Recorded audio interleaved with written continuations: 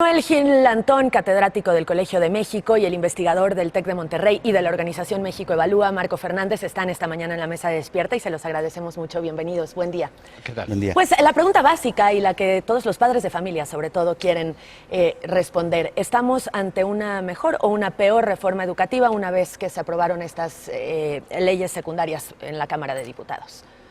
Si me permiten, yo considero que estamos ante una reforma educativa que en vez de apostar a la evaluación, apuesta a la formación, y en ese sentido creo que está mejor orientada. Y por otro lado, creo que si hacemos una relación entre la reforma constitucional y la ley para la carrera de maestros y maestras, es coherente en un aspecto central.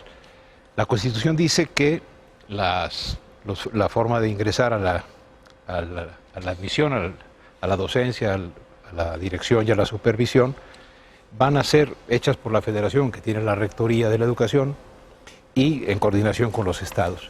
Y señala, se los leo rapidísimo, que la admisión, promoción y reconocimiento del personal que ejerza esa función, directiva, etcétera, será a través de procesos de selección a los que concurran los aspirantes en igualdad de condiciones y establecidos en la ley prevista en el párrafo anterior. Esto es muy importante.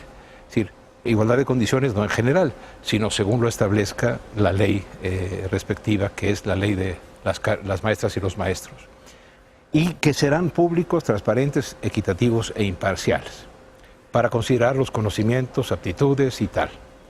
Y luego, si pasamos, esto es el conjunto de leyes, si pasamos a la ley específica, dice que la Federación tendrá, como parte de la Rectoría del Estado, que normar los procesos de selección para la admisión, promoción y reconocimiento del personal que ejerza la función docente.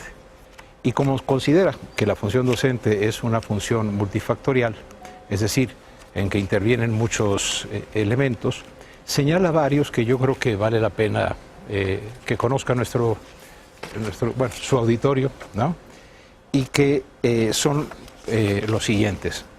Uno, que ese proceso, en vez de un solo examen, que ese proceso permita apreciar los conocimientos y aptitudes necesarios del aspirante para lograr el aprendizaje, que tenga formación docente pedagógica, pues si va a ser maestro, pues tiene que tenerla, que acredite estudios mínimos de licenciatura, se tomará en cuenta el promedio general en su carrera, los cursos extracurriculares que haya tomado con validez oficial, que haya participado en programas de movilidad académica, dominio de una lengua distinta a la propia y experiencia docente. Pero aquí da la impresión de que fue un arreglo político de la sección 22 de la CENTE a través de un acuerdo en presidencia que se lleva por ahora a la Cámara de Diputados.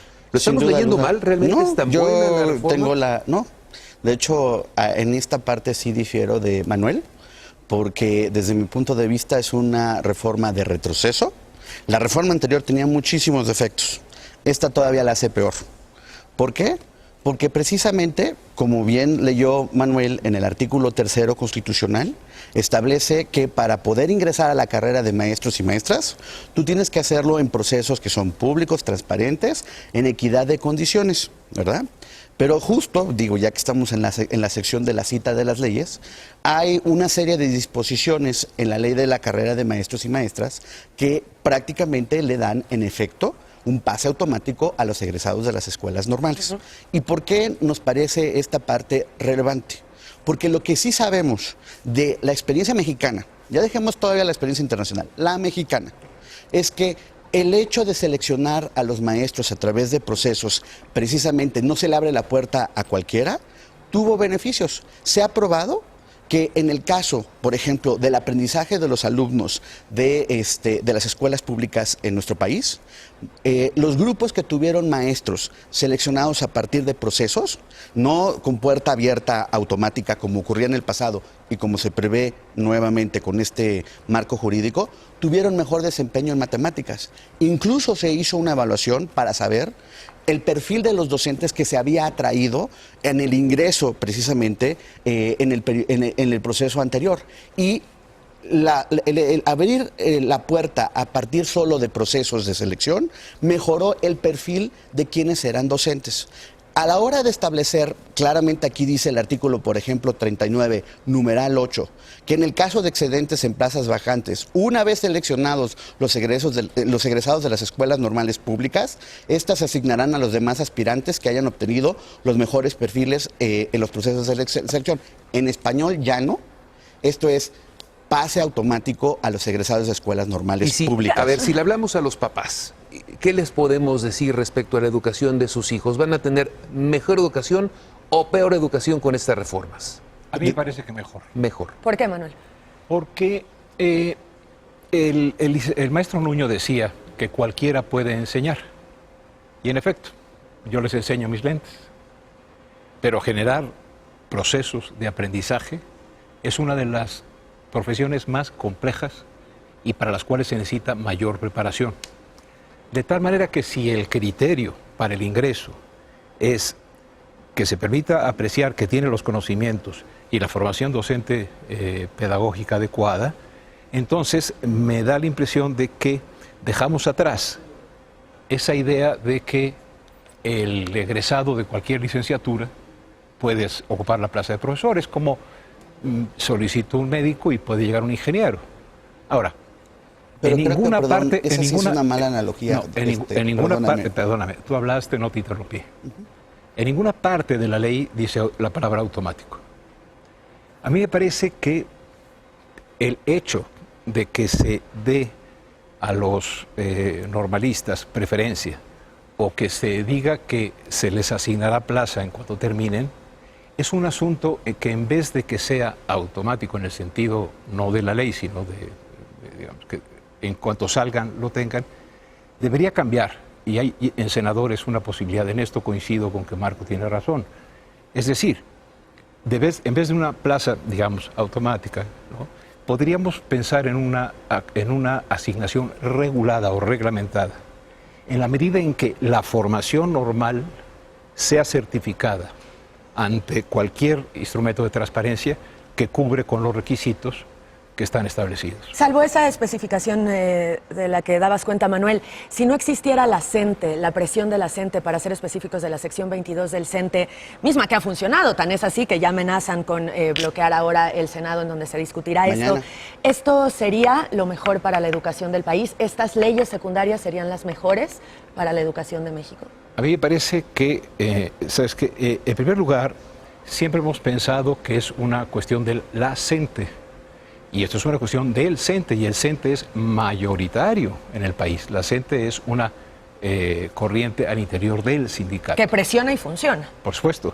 Y que presiona y funciona porque tanto en el Sindicato Nacional como en la CENTE, lo que ha habido siempre es un acuerdo corporativo. La ventaja que habría es que en la CENTE hay un proyecto que podemos criticar, pero sí tienen una posición al respecto de la educación. A mí me parece que, como está escrito en la ley y como habría que hacer que se cumpla a través de sistemas de transparencia, los factores que señala, independientemente de quién los haya propuesto, son muchísimo mejores que un concurso de oposición que se redujo a una examinación absolutamente incapaz de distinguir quién era capaz y quién no de dar clase. ¿Cómo lo ves? Mira, yo ahí difiero profundamente de lo explicado por Manuel por varias razones.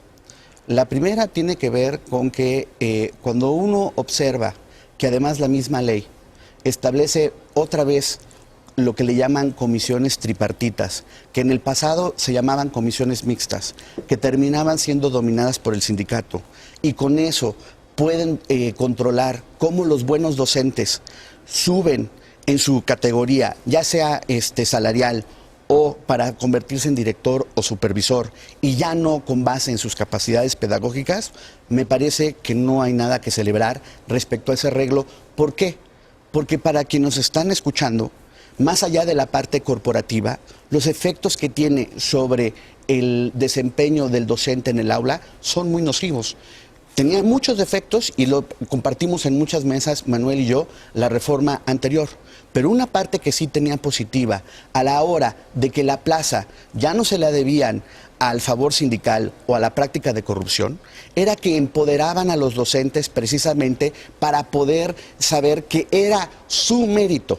lo que podía lograr su promoción en el sistema educativo.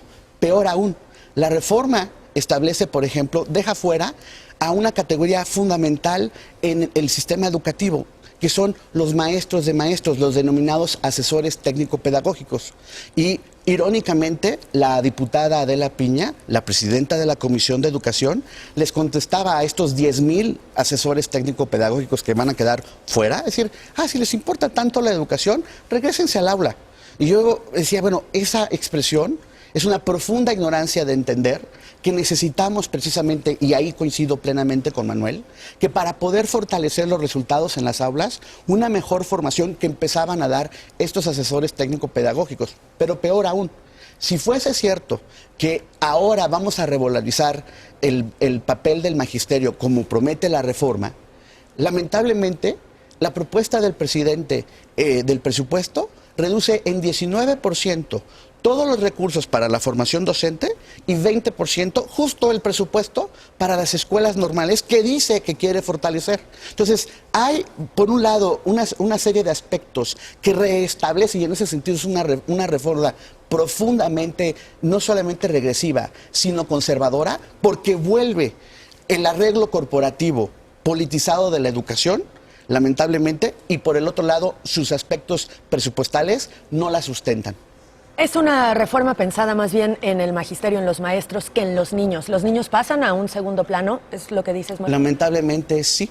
O sea, lamentablemente yo quisiera decir, no, miren, debemos estar muy contentos porque hay una serie de disposiciones y hay una serie de disposiciones que son solo retóricas. Por ejemplo, dicen, y es muy importante, sabemos que la educación inicial para el futuro educativo de un niño es súper importante, nada más que le recortan el presupuesto para esa parte. Entonces, pues tú puedes prometer lo que quieras en la ley, pero a la hora de que estás asignando el presupuesto, ni siquiera dices, necesitamos, por ejemplo, las escuelas de tiempo completo, que son las que han producido mejores resultados educativos, a esas escuelas de tiempo completo que mandata la Ley General de Educación, que haya un mayor número, le recortan el 50%. ¿Dejan al niño en segundo plano, Manuel?